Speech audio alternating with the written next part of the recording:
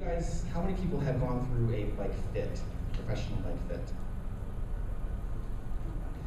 I strongly recommend that. That is not just for performance, which is kind of how it's advertised, and it does. It will help sort of help your performance. But there's certain things like, if you go to a shoe store and have to measure your feet, and almost everybody has one foot that's a little wider, a little longer than the other one.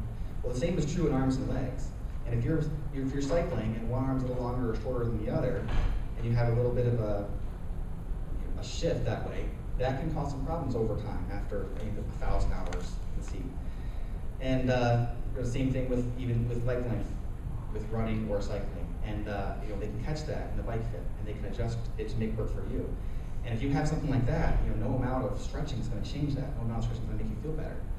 And so I do recommend a bike fit for that.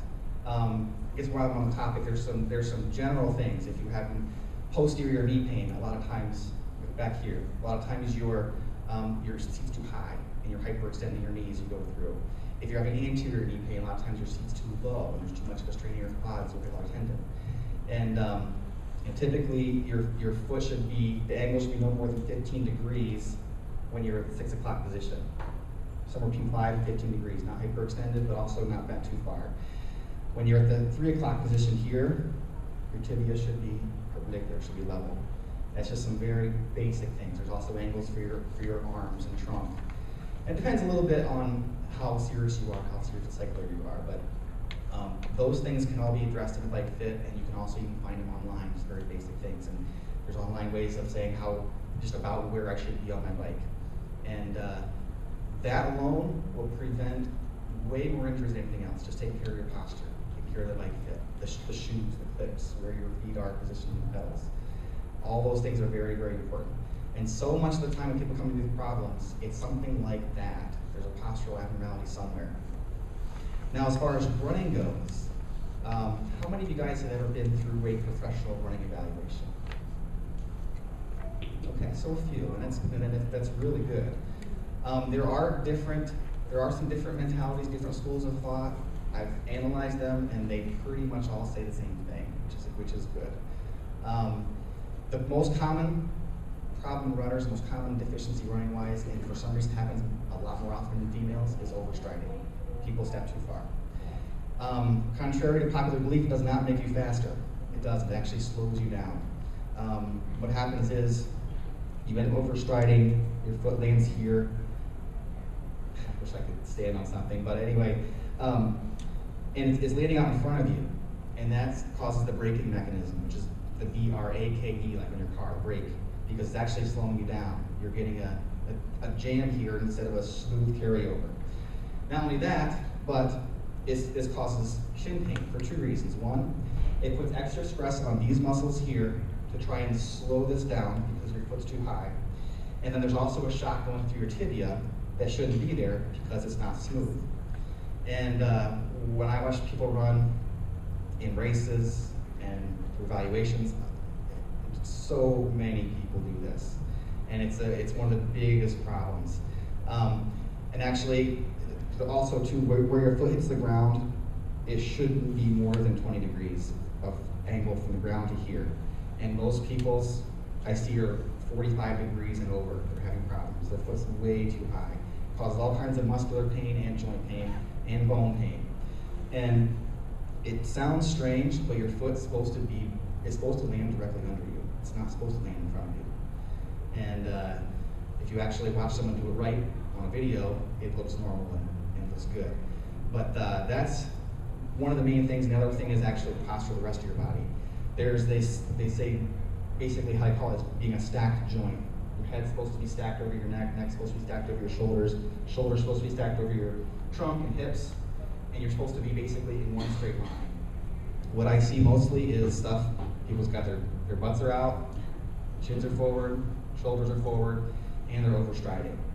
And when in this position, you're strong. In this position, you're not strong. Your hips don't have a mechanical advantage to be as strong as they should be. Muscles of your quads don't either. Your abs are not engaged when you're here. Your abs are engaged when you're here. You have more stability. It's actually much more When people start to run this way, a lot of times they fatigue more quickly because they're practicing it.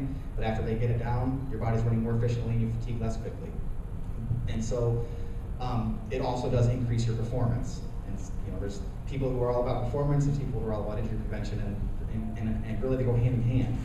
When you're running the right way, you're actually faster. When you're cycling the right way, you're actually faster. It just takes some time.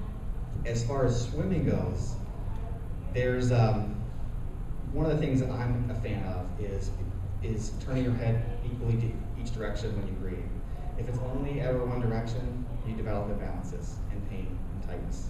A lot of times it's neck and shoulder. Some other common mistakes are reaching too far, that causes shoulder pain. Over-rotating your shoulder, that causes shoulder pain. Some people, when they come through, they'll keep their arm completely straight, bend that elbow, takes pressure off the shoulder. Clinically, what we see is people who don't have extension in their spine. They're not able to bend backwards like this as much. And when you bend backwards, that is what gives you a lot of your shoulder motion. Can I get a good volunteer? I'll go and demonstrate this. So, basically, lift your arm all the way above your head. Yeah, that's pretty good. That's pretty good motion. Back down. Now, I'm going to not let this move through here, and go ahead and lift again. It's harder. You can't go as far, and it's 15 degrees difference. It may not look like a lot. 2,000, 3,000 repetitions, and that's up. What happens then is the shoulder itself tries to straighten to get this extra motion, and you end up with pain, soreness, and tension in the shoulder. Even though the problem is here. You have some things. Which brings me to another point. Typically distance running it's not traditionally heel toe. When you think of heel toe, you think of this, and we already said that's not what you're supposed to do. You're not supposed to land on your heel. Where you're supposed to actually land, and I'll say this carefully because everybody's different. Every situation is different, every person's different, every condition, injury. And an otherwise man told me once that nothing works for everyone all the time. And so kind of keep that in mind. But in general, where you're supposed to land is a little bone out here on your foot called the fifth metatarsal. You're supposed to land kind of on the outside of your foot, come down across the middle, and toe off your big toe. And so it looks more like this. You're not landing flat-footed.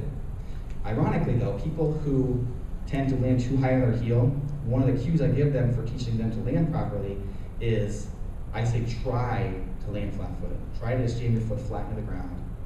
And these people can never do it. They try hard, but the only thing they end up doing is running right. They can't do this. They only just end up doing that. And so that is a pretty good tip for people who are running too far out here. Try to smack your foot down. I bet you can't do it. Maybe you can. But if you're making a loud sound, then maybe you are, but typically not. Can you just demonstrate over here? So yeah, sorry about that. I think we can see you in the back here. Yeah, I'll be right back. Thank you. So again, this is wrong. Landing here. That's even greater than 45-degree angle. You want to be about here as far as the angle where your foot touches the ground.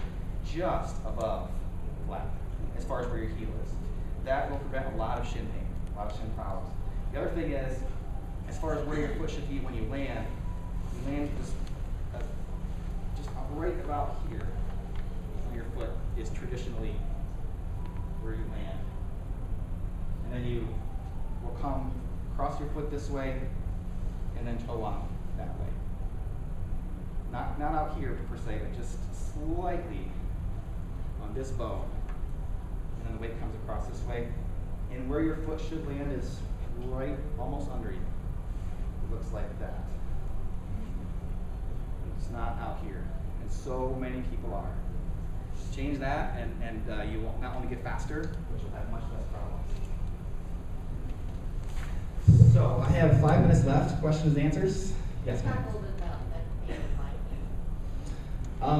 Yeah, and that is very specific to the person. Lack of motion in your upper thoracic spine, this part, can lead to you having to try and gain motion from the lower cervical, which is this part, and so you end up doing more like this instead of like that, and that causes neck pain. Having handlebars that are too low for you will cause it also. It could be, it could be something specifically biomechanically incorrect with whoever's having the neck pain. That is definitely one of the things. The other thing is too with biking is, no matter if you're using aero bars or mountain bike bars or anything in between, your trunk should always be straight. If you allow yourself to come into this position and get this curvature here, two things happen. You're not as strong, your abs shut off, and you can't fully inhale. You shut off your lungs a little bit. And so no matter if you're up right here or here or here, you should always actually maintain this straightness and this openness here. And if you're curved too much this way, that will again cut off extension here and force you to get most of it from there. And so keeping a straight back wherever you are in biking will help with that. And then if those things don't work, get a biomechanical evaluation of some kind, because you might have something specifically different. Yeah, you're welcome. Anything else? Specific things? Or why things happen the way they do? Yeah. We're talking a lot about posture. I mean, would a biomechanical evaluation be the way to make sure that you have the correct posture, or is there something different? Well, yeah, I guess there's two answers to that. One, as far as posture goes with what you're doing in a triathlon, a bike fit will completely correct your biomechanical posture that way. Someone who analyzes running professionally will correct your running posture, and a good swim coach, which you'll find right in this building, can make sure your swimming mechanics are correct. So those are mechanics of your sport. Now, I could evaluate everybody in this room and find stuff wrong. And that's okay. Stuff happens. And we manage it, we live with it, or we do our certain stretches and exercises, and we manage it. It's okay. But the people who really, really do full biomechanical evaluations are physical therapists. It's really what we specialize in. From the joints from the very top of your neck to the individual joints in your foot and everything in between, and how the muscles work together, muscle balance, how the nervous system's working with the muscles, and how major muscle groups are working together synergistically and antagonistically, which is in opposites. And we have a great understanding of that, and that's really what we specialize in. So individual biomechanical evaluations will be done by PTs.